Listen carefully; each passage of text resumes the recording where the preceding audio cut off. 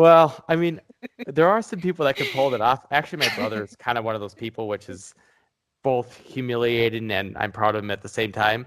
Um, but yeah, I mean, what they talk about, and I've seen this about like a Tim Ferriss with with his 4 hour work week. Hi, my name is Vindhya V. This is Art of the Extraordinary, the podcast for those of you who's ready to play a much bigger game and leave an extraordinary legacy behind. I'm glad you're here, and it's time to make your quantum leap. Alright, folks, let's get this show started. For those of you who are new here, my name is Vindhya and I'm a high performance coach, and my job is to bring the best out in individuals and in teams. Now, today I am bringing in a very special guest. I'm bringing on the show Andrew Tjernlund. He is pretty big in the Amazon space. He took a small family business to become Amazon's largest supplier in the industrial electrical space. That's pretty impressive, right? Not many people can say that. Now, Andrew first began his importing business in 2005 at the age of 19, and he graduated with high distinctions in 2 majors from the Carlson School at the age of 20. And he now owns and operates not just the Amazon business, but 3 other businesses related to manufacturing, retail sales, and third party marketplaces. That is really, really cool. So I'm really excited to be talking to him today, and I'm sure you guys will be picking up a lot of golden nuggets that you can use it in your own work, whatever that is. And hear this out. His lifetime sales on eBay and Amazon are each in the 8 figures, and he now also sells directly to Amazon, from where a 6 figure order is a weekly thing. A weekly thing. And now he's 33 years old and he lives in Hidden Hills Preserve with his wife and 2 beautiful children. Also, on top of all of that, he finds time to do charities, he runs marathons, he holds multiple public office positions. If you do a quick search on him, you'd be able to find a lot more information about how amazing this guy is. And he has a happy marriage, beautiful kids, a dog, or multiple dogs, and a cat.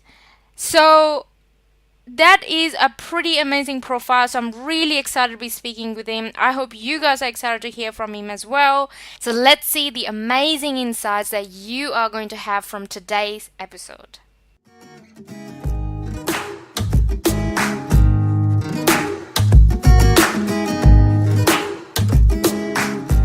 Andrew, welcome to the show. How are you doing? I'm doing excellent. Thank you for having me. No worries at all.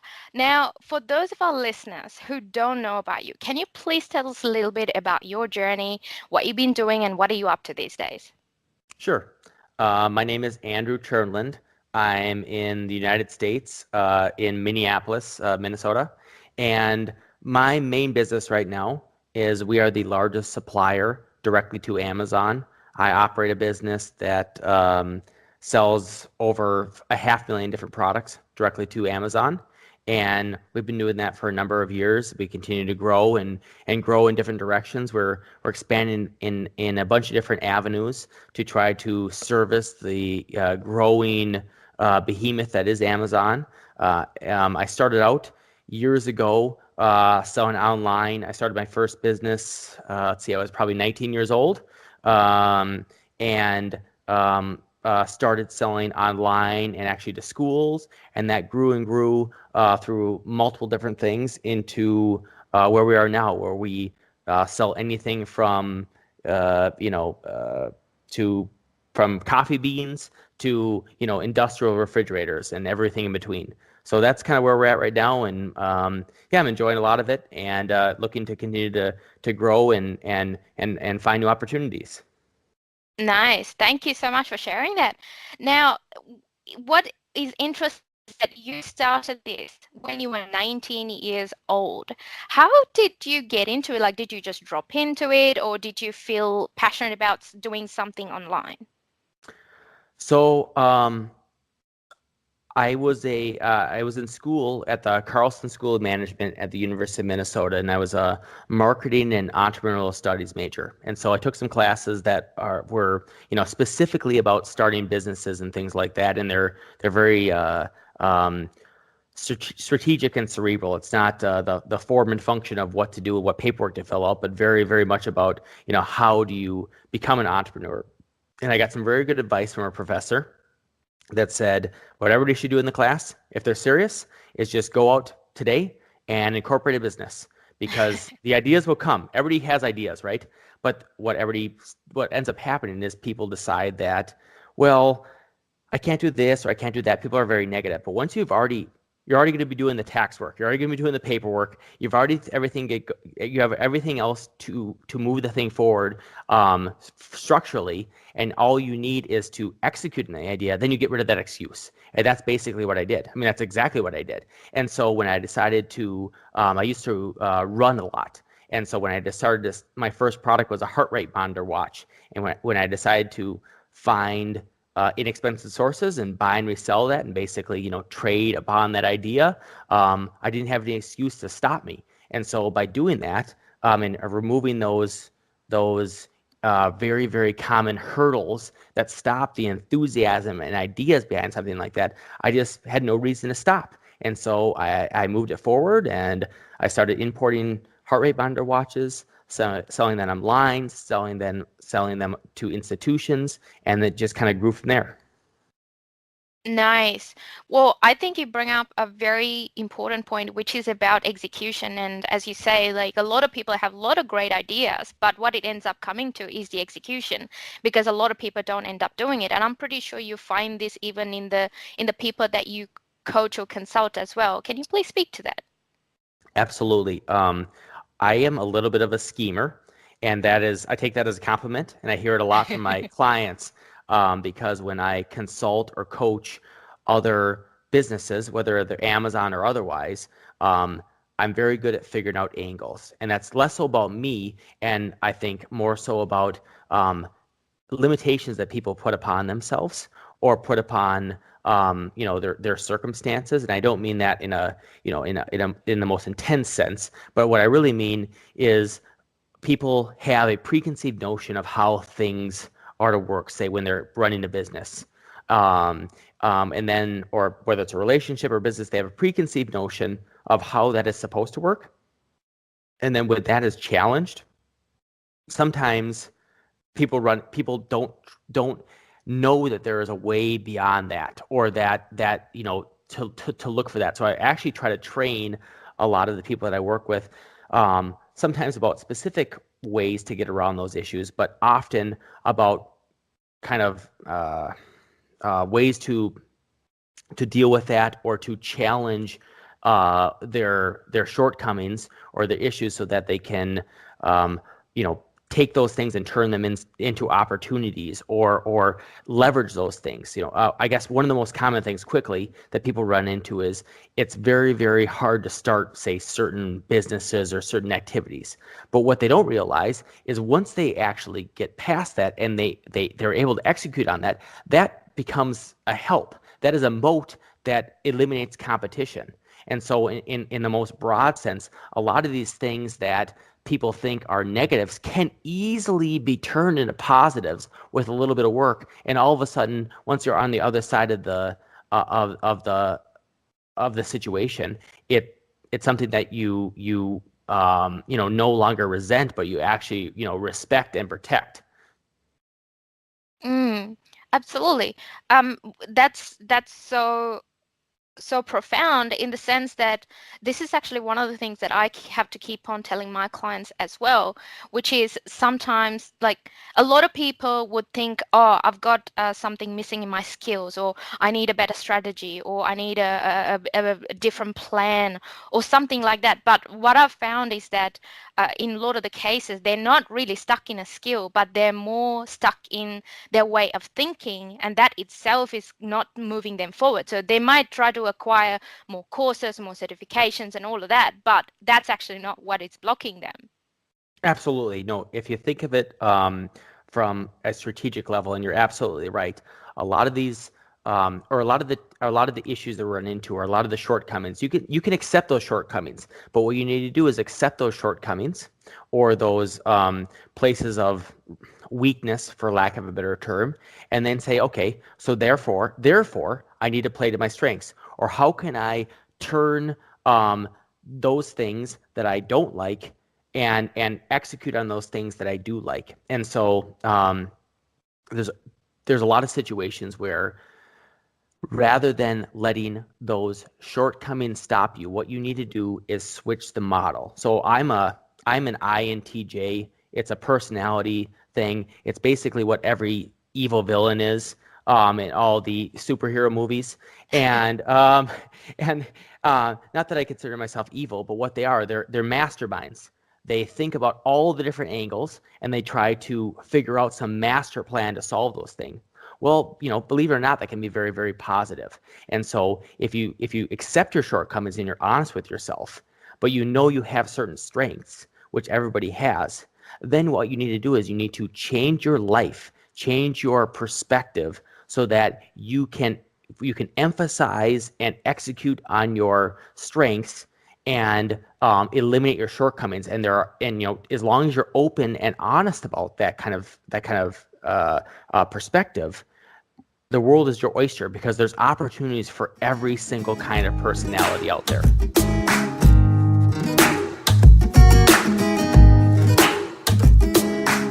Folks, you have to understand that not everyone can say that they are the Amazon's largest supplier, right? That's a massive, massive deal. So Andrew, I want to ask you, like, obviously throughout that journey, it hasn't been a bed of roses. There had been cases where I'm sure you doubted yourself, or there were other people saying otherwise, and you had to kind of, like, go through challenges that you probably didn't think possible, but you kind of somehow either found something or did something different to get through them. Can you recall a case like that? Absolutely. I would say the first and strongest case was to get the ball rolling, to when I first got it started. So actually, one of the things that I've been able to leverage with Amazon is one of their aggressive strategic goals that I identified was they wanted to add more and more products. They want selection. They want to have everything in the world available on the site. So rather than try to pick a couple products that we could do really well, we tried to find a ton of products that we could do moderately well. Yeah, and just hope that certain things just really, really stuck. And so I say that to get to this. Basically, what we decided to start on is kind of more industrial, obscure products. And my family comes from generations of obscure heating and air conditioning products. Well, you would think that I could go to my family members to give me a leg up to sell on Amazon, but actually I had to sell millions of dollars of their competitors' products before they got on board conceptually. So Wow. what I mostly had to deal with, and I love them to death, and I work with them now, and they're all great. I work with multiple cousins, my father, my brother. So yeah, there's no angst or anxiety there. But the idea was that even people that are very, very hard to, or you would think would be the easiest to get on board, are very, very difficult without proving yourself. And so a lot of the gains that I've seen came from success. So I guess the one thing that kind of what's interesting about your question is that there are certain challenges, but there is the idea that success begets success, and that a lot of people are drawn to success, and so it's really, really hard to start at zero. But if you can somehow pull yourself up or take advantage of an opportunity to get a little bit of inertia going in the right direction, it gets easier and easier and easier. So, when you first have those challenges, I would say the thing to remember is that, every little success, it's going to pay forward tenfold. You don't know exactly how, but it's going to pay forward in the future. And that because, once you have a certain level of success, it becomes a little bit easier and a little bit easier, or I would say at least a little bit less difficult, if you can draw a line between those things. So yeah, definitely some challenges along the way, but now where we're at, it's a different magnitude of challenges, right? We're not trying to just exist; we're trying to grow, and so definitely doesn't necessarily get easier. But now that we have a certain level of success, we can focus on growing in other directions, and success is all relative, I guess. Mm. Well, I think you touch on a really, really great point, which is about, sometimes the people that you think or is supposed to be the easiest people to get on board with something is probably the hardest. And especially when it comes to family, I think a lot of us feel that a lot. And in that sense, you have a very interesting dynamic because your family had been in business for 4 generations. Now, not every family can say that because a lot of businesses go out of business the first 5 to 10 years. And a lot of people do not really pass on the business to the children, not because, it's not a good business, but rather for some reason it doesn't work out. So I'm pretty sure you've had your own challenges from that point, just like the one that you touched on. So how did it all work? Like, it's interesting how the dynamic works. Does it get difficult? Is it challenging or is it easier because it's family? Sure. So now, yes. Originally, I didn't work with a family. Now we do some stuff together. Actually, different family members own different businesses, so we're not necessarily all intertwined, but we still work together in a lot of things. What's nice about um, my family is we're a bunch of Swedes that are super passive. Um, and so there's not a whole lot of heated arguments or things like that. It's very cordial. We get along very well, and we're still very professional. And as long as everything's moving in the right direction, there's a lot of even keelness.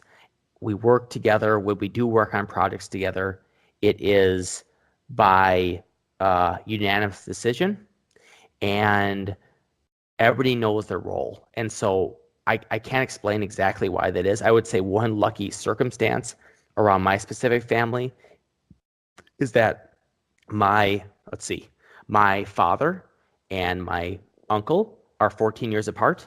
And so my cousins that I've worked with, and I do work with continuously, are a half generation. And so, unlike a lot of generational businesses that have 30-year gaps between each generation, we have very stepped, 10 and 5-year gaps between each person. And so, there's a very interesting, gradualness to any kind of change in that structure. So, although it's not strictly, of course, based on age or anything like that, we do have a certain hierarchy, I suppose, built into our family dynamic that helps make everybody in the business respect each other and work well together.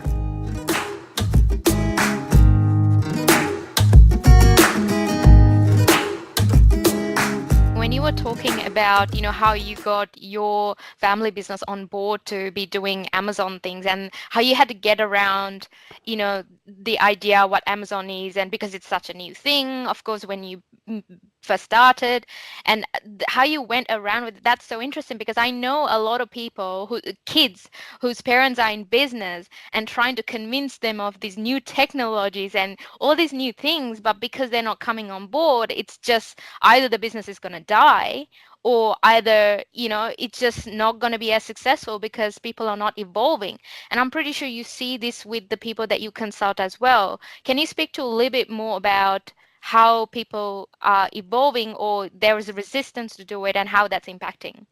Well, I could talk about it even more generally than say my specific family, but Sure. it doesn't exclude my family. So what I run into with Amazon specifically, but you could talk about online selling or any new technology, right?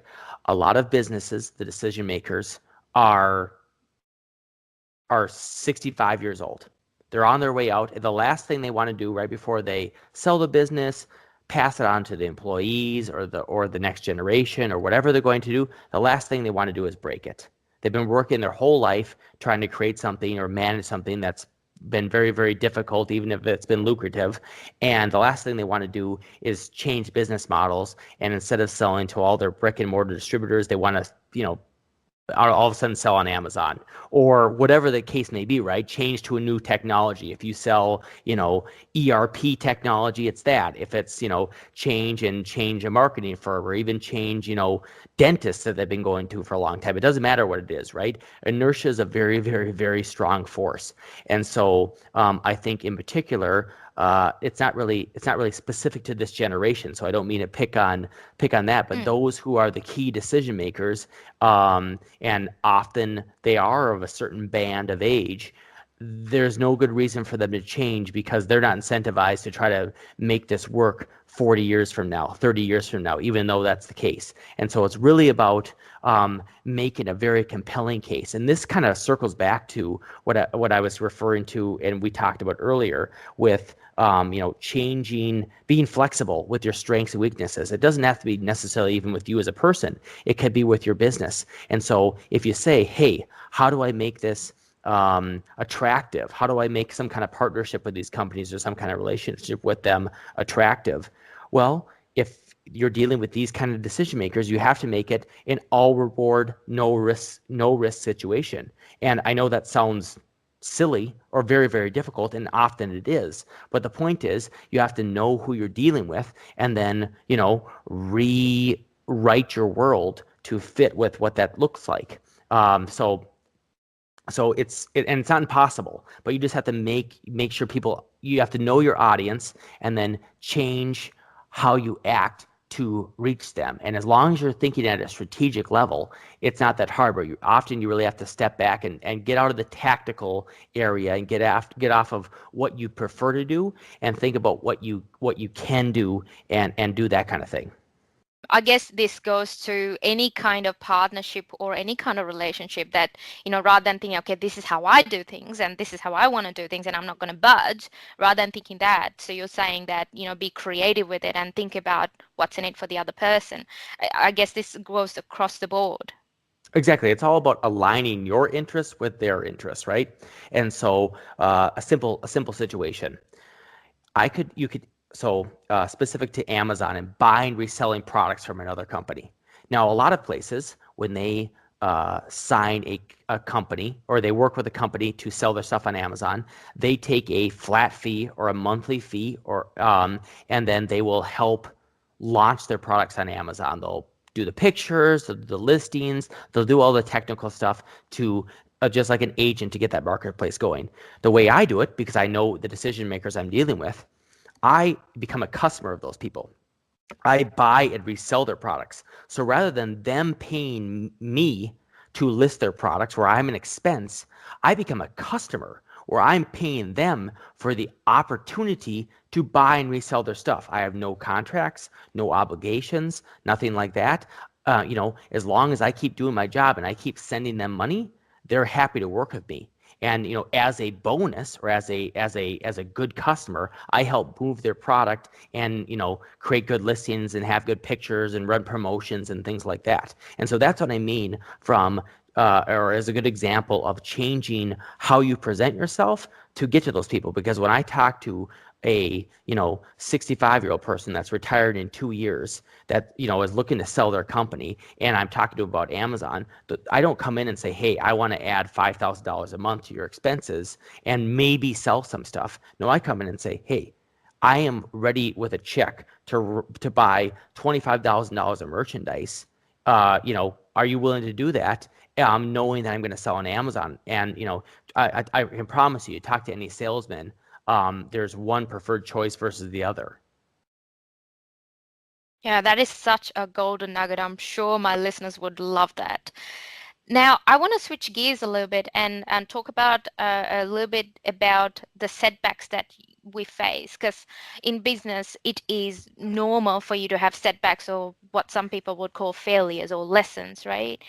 What is your philosophy in dealing with failures? I have pretty thick skin, and so I move on from them. I don't dwell. It's probably semi-psychopathic, as I implied earlier. That kind of stuff doesn't bother me. All you can do is continue moving forward. It can be some I've had some failures that are very dramatic, and a lot of them are where the rules change halfway through the game.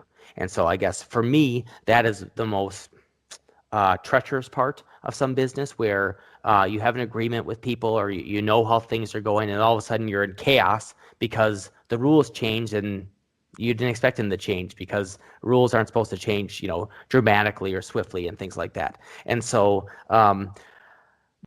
the only way I know how to deal with that is to not panic and reconfigure your orientation. It's not easy, and you are going to have some time. So I think it's okay to accept that when you do have a failure, to I guess, for lack of a better term, mourn it. It doesn't have to be in an emotional sense, but it can be to really get past that, get past the resentment or whatever it may be, because that is a very, very toxic emotion and a very, very toxic feeling. And then you have to figure out how to move forward past it. So if someone, steals from you, for lack of a better term, yes, you're in chaos, you don't know what to do. And now you have to refigure how you're going to move forward. There's not always sometimes there's just bad luck or a bad situation, or legitimate treachery or something like that, and it's hard to move past that. But for the most part, a lot of that stuff, you need to make sure going in, and this is part of any kind of a situation, you need to make sure that that's a possibility, and so you're protecting yourself from it. So I would say the best thing you can do is learn from that and know and figure out a way so that moving forward, something even remotely related to that doesn't happen again. And that may mean that you forego certain opportunities, or you have other difficulties, or you challenge yourself a little bit more. But if you run into some kind of traumatic issue or some major challenge once, you don't want to go back there. And so you have to make sure you protect yourself, either structurally or emotionally or contractually, so that you don't run into that situation again.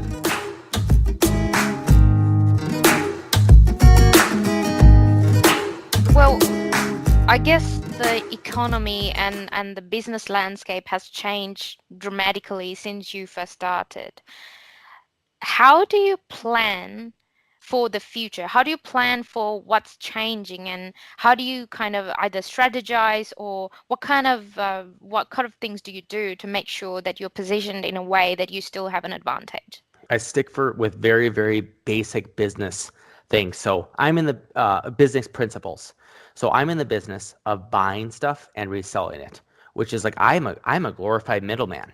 So like that we're not supposed to exist in this current society. So like I constantly am at challenge that like I could be out of existence at any point.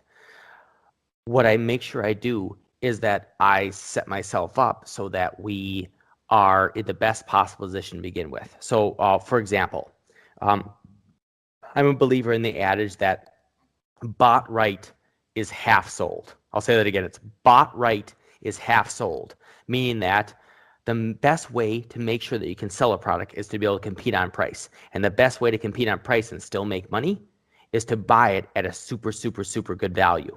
And so things like that, those old adages that, it's not about Facebook marketing and things like that. I tell companies that I deal with all the time, they want to deal with keywords and changing their keywords for their ad spend and focus on all that kind of stuff.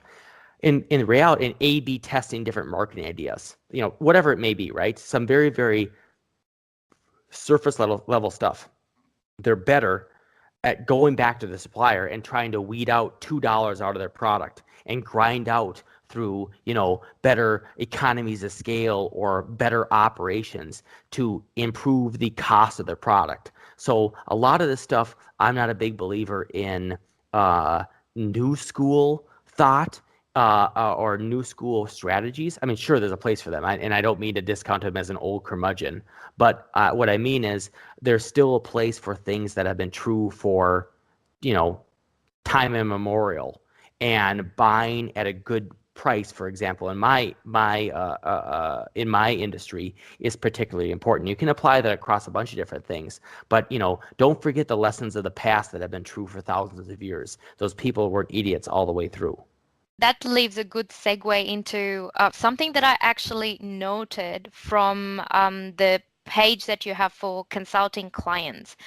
And something that you have mentioned is about providing time-honored business principles. I think that's what you were touching on, because a lot of people are going with a trend and doing a lot of things. So can you please speak to that, and why is it different, and why that is as important as the new stuff that's coming out, and why does that make a difference for any business? So a lot of people look for advice. They're looking for maybe they have a certain structure and they know how to operate uh, what they're doing or operate their life or operate their business, and they're looking for quick fixes, whether it's for your personal life a diet pill, or in your business some kind of new software or something like that that is kind of the sexy alternative to actually doing the work. Well, at the end of the day, I hate to break it to you, doing the work is really, really important. And, having really clean accounting, and so you know what you're looking at, is really, really important. And having a good relationship and really, really good pricing with your suppliers is really, really important. And, having really, really good salespeople is really, really important. So, and I could go down the list, of course, right? Uh, you you can't fake success, except probably in the rarest of cases, through just pure genius on one side. You have to have your whole structure in place. And generally speaking, whether you're running a dentist's office or you are, running a business like mine that's the wholesale business, a lot of it's going to come down to, the things that it's going to come down to. What are you paying for rent? What are you paying for supplies? What are you charging your customers? Things like that. What the problem is, or the reason I call that out in some of my consulting situations, is that people are expecting me to, or expecting others to be a guru to tell them something that they don't know. And I wouldn't say that I tell people something that they don't know. I remind them of something that they do know. Everyone wants to make money yesterday, right? Right. Well, it's that, and everybody thinks that the reason they're not doing something right is because they're missing some secret that everybody else knows. And I guess that's half true. Maybe everybody else does know that you just need to pay less for this product before you sell it. Your problem is that you're buying terribly from your supplier, and it's actually that simple. People are thinking that it has to do with some kind of, mechanical issue dealing with, how their ads show up with Google AdWords, or that their marketing on their flyer needs to be a different font or something silly like that. When at the end of the day, it's much, much, much more structural often, or it's much, much, much more basic. Or even if there are multiple causes, simply by fixing a couple of these things makes a much bigger difference. So I never, or I very rarely talk super deeply about, you know, some kind of issue with how things are phrased or something like that. I'm not some kind of Don Draper genius. What I can tell you though is remind you of the things that you need to check back on, and make sure that you're, keeping everything in order. And a lot of times, once people get the rest of their basic stuff in order, all of a sudden all their problems go away, because really that was the root cause that they were ignoring and trying to cover up with some kind of hocus pocus that doesn't really help. So I realize I sound like I'm about 200 years old talking like this, but that's the truth. Well, I think everyone has to listen to that advice, and they need to hear it, because I have heard it myself that I want to make money tomorrow or next week or next month. And in actual fact, we're probably talking about maybe a 5 or if not 10 year, 10 year a plan to make things work. But and when usually people talk to me about how fast to make money, then what I usually end up saying to them is that, well, maybe you're not focusing on the right thing if if you can't wait to get it over and done with. That means you're not doing something that you love. So that's actually one of the things that you mentioned, which is do what makes you great and find a way to fit it into your life afterward. Can you speak to that, please? Sure. So, I mean, commenting back on what you're talking about as far as the quick fixes, I mean, a quick fix to make some money is to try to rob a bank. But at multiple levels of analysis, when you look at your 10-year plan, well, you're going to have money for about 48 hours until you're caught, and then you're going to be in jail for the next 10 years. So, I mean, yeah, I'm serious though. I mean, if that's truly, if you were going to go on some kind of, look at it at that close of a level, and I'm not saying you generally people run into people that do, but I mean, people still rob banks. Like people actually do look at that level. So I mean, as much as I joke about it, that happens all the time. It's important. Yes, you're totally right to look at that stuff. Now, from what you just kind of said there, as far as do what makes you great. I've actually borrowed that phrase from Elon Musk, so I take no credit for it. But the idea is that it kind of goes back to what I talked about, 20 minutes ago in this interview, where you go back to your strengths and you do that, and then you you build off of that. So a lot of people get pulled many different ways, especially if you're starting a business or even just, running your life. You feel like there is boundless opportunities, whether it's through social media pressure or just general pressure that's been around for years and years and years. People feel like they need to be all things to all people. But most people aren't very good at many, many things. They're very good at a few things, and they only enjoy a few things. So if you can focus on that and do what makes you great and do what you truly don't hate doing, what it comes down to is figuring out a lifestyle or a thing that makes that work. I think that's really important. And rather than trying to follow a prescriptive path of this is how you build your business, or this is how you build your life, or this is how you find a partner, whatever it is, it has to be, it really should be more, this is how I can be best. Is there a way that I can fit those other things to do that? And maybe you'll have to make some changes and grow as a person or grow as a business to be able to make that work and get what you want. But you probably won't have to grow in that many different directions as long as you're honest and realistic about who you are and where you're trying to go.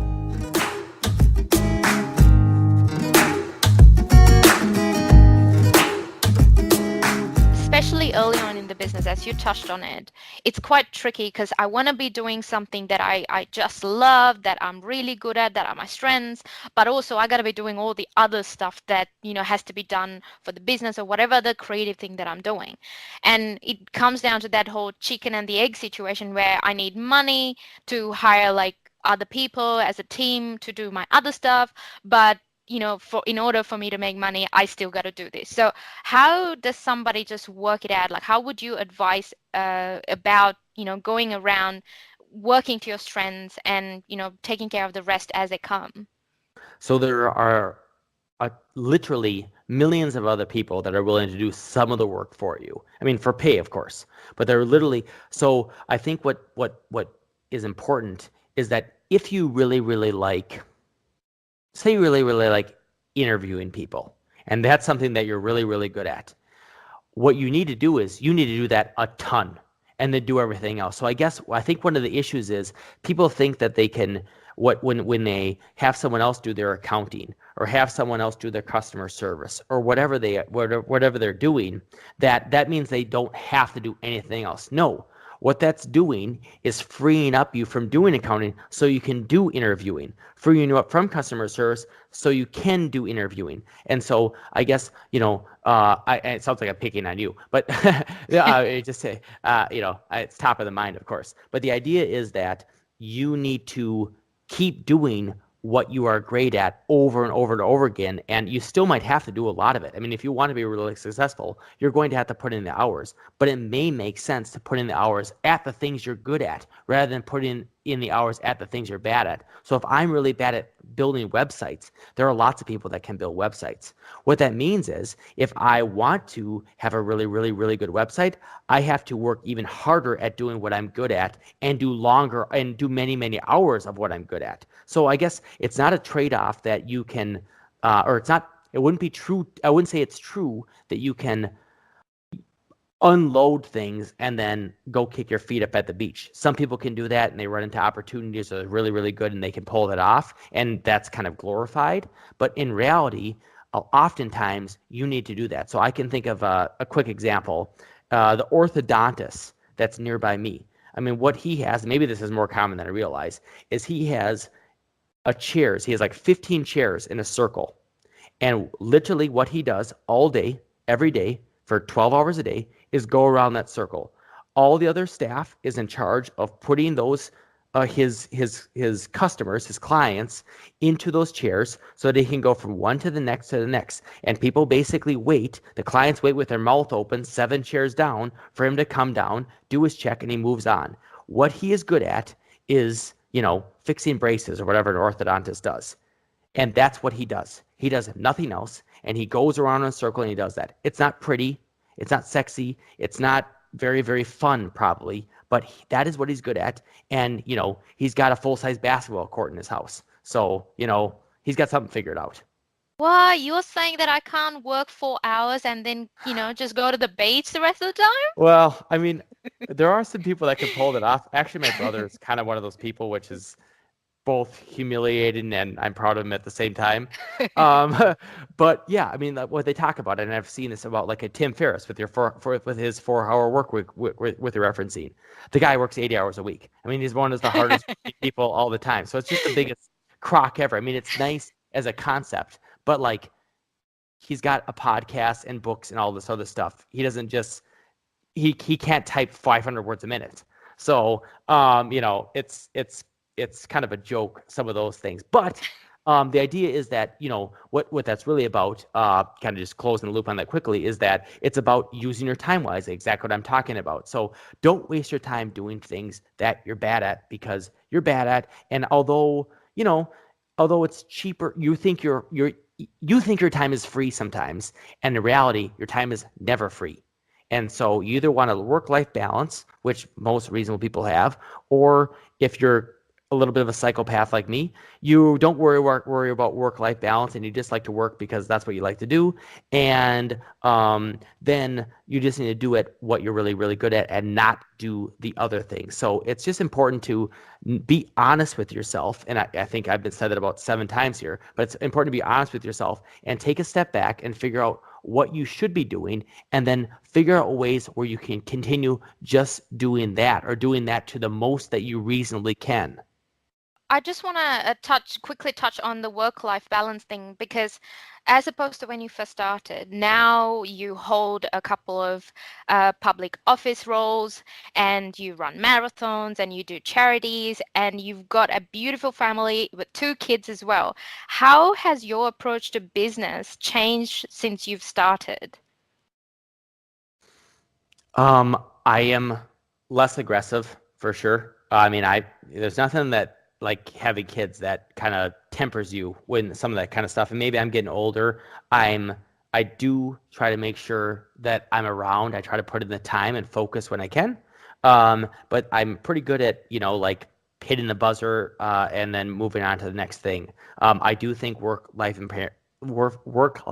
balance is very important, including if you can do other productive tasks. I would say the one thing that is really, really helpful for me, and that I would encourage people to try to do, is to be conscious of using your time productively. Maybe productive means, taking your kids to a movie or something like that. It maybe doesn't mean doing other things that you like to do or you find yourself doing. And so if you do it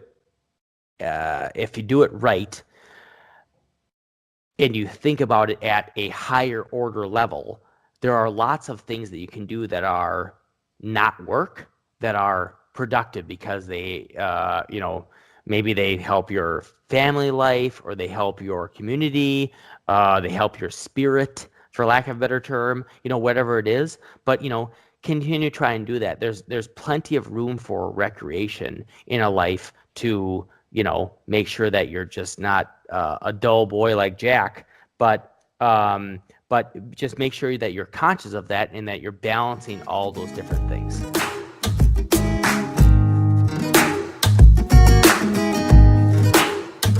Well, what would you say is the best and the worst advice you've been given? I'm a huge believer in just going and then figuring it out. You need to get inertia in the correct direction, because you can always stop. I mean, if things are really, really bad, you stop. But you really, really should take on opportunities or go off of things, when you implied, running marathons and things like that. The hardest thing to do is to get out the door with your, shorts and your shoes on and then start running. Once you get running, it's actually pretty easy, because, before you know it, you're 4 miles away, and the last, it's either walk back or run back. So you might as well run back, right? That's where you want to be. So I would say, getting the ball rolling is really important, whether it's, your business or what have you. Boy, the worst advice. I don't think it's necessarily counter to that. I think a lot of it has to do with being extra careful. So I would say an abundance of caution when moving forward is overrated. I've never tried to sell on Amazon anything explicit or illegal or a thing like that. Anything really, have I tried to sell stuff where I need FDA approval? Yeah, but it's all stuff to help people. It makes you healthy. And so I guess maybe that's a right line, right? If you feel morally okay with it and it doesn't give you anxiety, you should try to figure out a way to move forward with it. If it's something where you're just, you're really skirting some gray market stuff, then don't mess around with it. That's a bad idea. But I've run into people where they draw that line to the point where it's difficult, because, because you'd have to import it from overseas, because you'd have to get some kind of legal exemption or something like that. Well, you might as well not try, because that's just difficult. Well, no, difficult is a different thing. Doing something that's, morally questionable is a different category. So I think a lot of people stop once it becomes difficult, because of along those lines, they get especially skittish. And when I run into those people, I have to kind of pull back and just kind of ignore them, because I know that some of the best opportunities are where those moats are that I referred to earlier. What would you say that if you could go back to the beginning of your journey, what would you change about how you did things or how you approach things, given the journey that you have been through? I was pretty young back then, but what I would do again, and what I try to do now, is try to move forward on trends. I guess one of the most recent ones was, say, like a Bitcoin type thing or something like that. But, people have to remember, I mean, I'm 33 years old. When I started my first business in 2005, 14 years ago, when I was 19, people didn't know that the internet would still be around. I mean, there were still questions whether, e-commerce was something that was worthwhile. And, if I would have bet big on Amazon, put it this way, if I put all my money that I put into inventory into Amazon stock, I'd be about 100 times richer.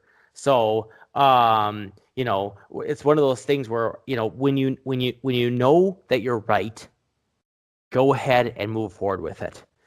Because the worst that you can do is just starting fresh again.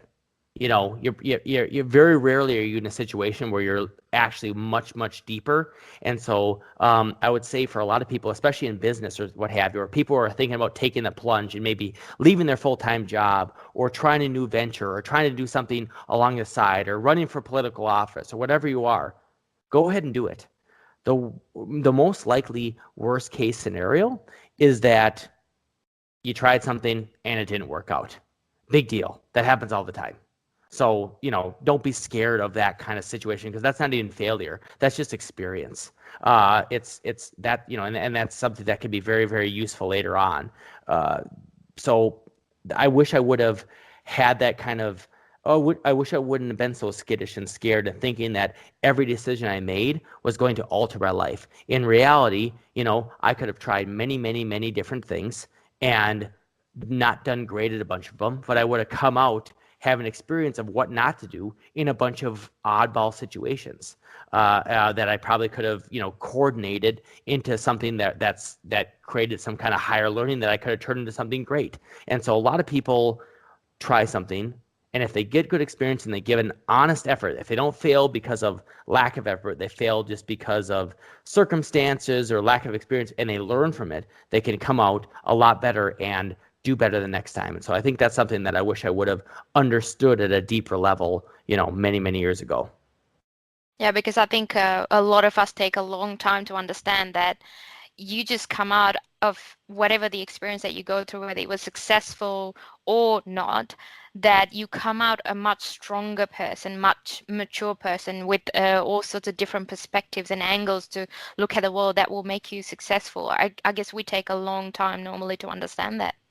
Well, I think a lot of people, if you think of it as a boxing match, if you were to imagine a boxing match and the way you picture your perfect fight or how you would how you would exist in something like that. A lot of people's imagination, they don't get hit. But guess what happens? Everybody gets hit in a boxing match. The best fighters in the world get hit many, many, many times.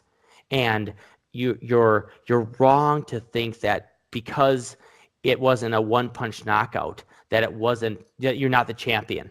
No, there's lots of things. There's lots of failures. And to continue with the boxing analogy, it's not about who you lost to. The best fighters are evaluated on who they beat. So it's about your victories, not your failures. And so, forget your whole perfectionist world perspective. That doesn't work because it's irrelevant. Perfectionists aren't good, but that doesn't do anything for you. The people that succeed and that have fulfilled lives, they may have failures, maybe they don't, but they all have successes. That's a continuous thing. There's lots of successful people. Some have had failures, some have had drastic failures, some have had no failures, but all of them had successes. So the failure perspective is the number of failures or the dramatic nature of your failures is totally irrelevant to how you end up being successful. Oh, that is such a golden nugget. Now, to my last question, Andrew. Having been through all the experiences that you have been through in business and in life, what would you say is the number one thing that you have ended up learning about yourself? Being honest with myself is very important, and learning about myself is very important. So once you learn how you think, how you view the world, and if you're honest about yourself, about how you feel about the world, how you feel about things, how you act, that's very, very important. Not only do you get, sort of moral courage out of it, but you know how to interact with the world. It's very, so you don't become nearly as anxious or depressed when things go bad because you know that you have certain limitations or that you are a certain way and that you need to deal with those, but you forgive yourself. I would say, it's, a lot of the stuff that really it's been less about business and in my personal life. Once I understood how I think about the world and that I'm not alone and that I follow a certain patterns that other people deal with. When I talk with my wife and we communicate and she knows that I'm coming from their perspective because I can explain that. When we talk back and forth, she knows that I'm this way and to not be weirded out because she assumes I'm someone else, that I should have a different reactions. It's same with business. It's same with business and what I'm doing there. I know what I like to do. I know what kind of person I am. And so by doing that, I know how to move forward in the world so that I can be happy, I can be productive, things like that. So a lot of this just comes from introspection and learning from learning about yourself.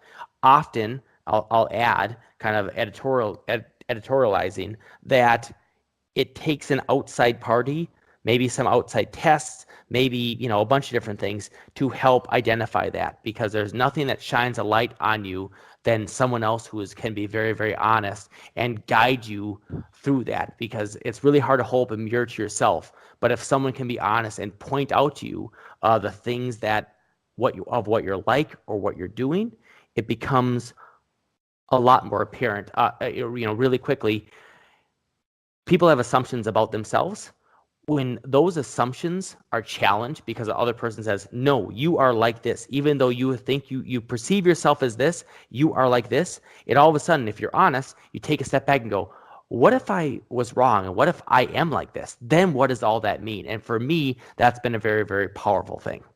I think you bring up a really, really important insight, because I think we're learning about ourselves all throughout the journey. I'm not even sure whether it's ever going to end. I think we learn about ourselves every single day. The moment that I feel like I know myself, I feel like, the universe kind of surprises me, saying, nope, you don't. You got some more to learn about yourself.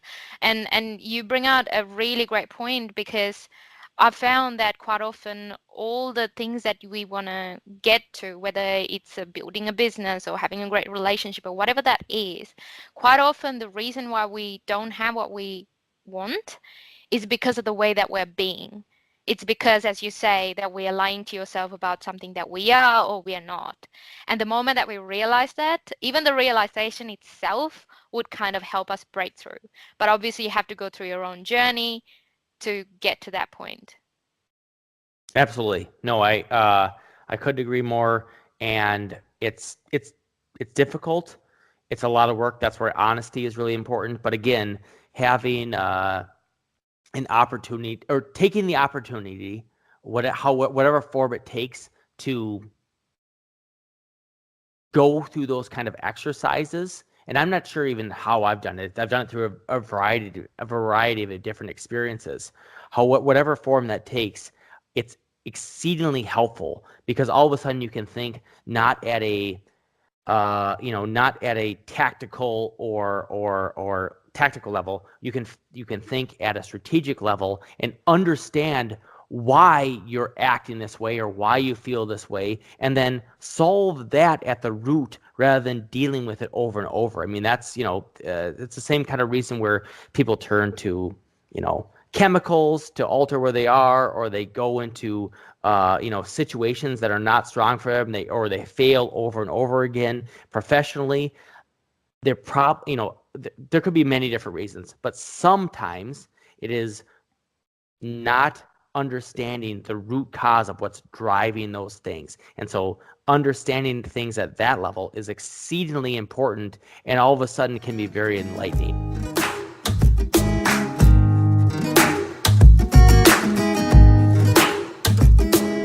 Well, before I let you go, I just want to ask you, how do people find you and contact you?